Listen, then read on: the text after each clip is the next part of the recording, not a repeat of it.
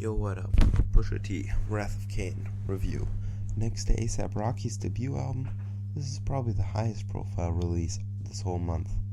Almost every of the 11 songs has a high profile feature on the producer credited. As rappers, you get Rick Ross and Wale of M&G, French Montana, Troy Ave, Kevin Gates. By the production, you get the Renegades, Bink, Jake One, Illmind, Harry Fraud, the Neptunes, Young Chop, amongst others. But despite all of these big names, the scale and the ambition of this mixtape feel fairly limited. It's just outside of the first 3 tracks. Everything doesn't sound like the big budget production it was, but it doesn't quite have this indie charm either.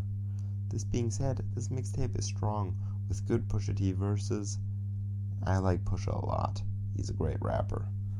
One of the best parts of his rapping is that he likes to start a lot of words after another with the same letter, very reminiscent of Tupac.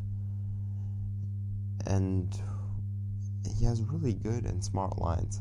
My problem comes in when you get the R&B hook that just sounds totally female-oriented, or the hard radio play song like Blocka, where the lyrics, to me, are set aside for accessibility, and instead of being simplified, the song sounds watered down. And you have the perfect example for this with Blocka. This is just proof. Pusha T talks about money, clips days, rock chopping days, and it does a good job with switching it up. My favorite tracks are Millions, a song featuring a very Pusha T sounding Rick Ross, Doesn't Matter, with French Montana singing the hook on autotune. I actually like this song, as surprising as it is, and the hook works for what it is. The verses are extremely strong, though. And another one is Revolutions. It's an introspective track where Pusha T says where he stands and where the world stands. And I Am Forgiven is the last song where he's asking for forgiveness for his sins of his youth, for hustling crack, not because he was poor, because he was lazy. All in all, I feel this music is solid.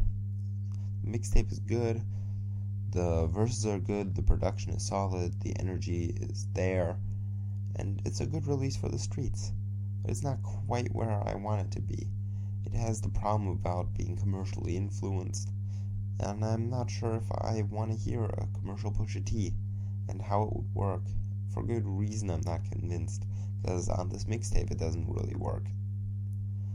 I feel like on good music, Pusha T has creative restrictions, but he also gets with marketing, he also gets millions more to listen to him.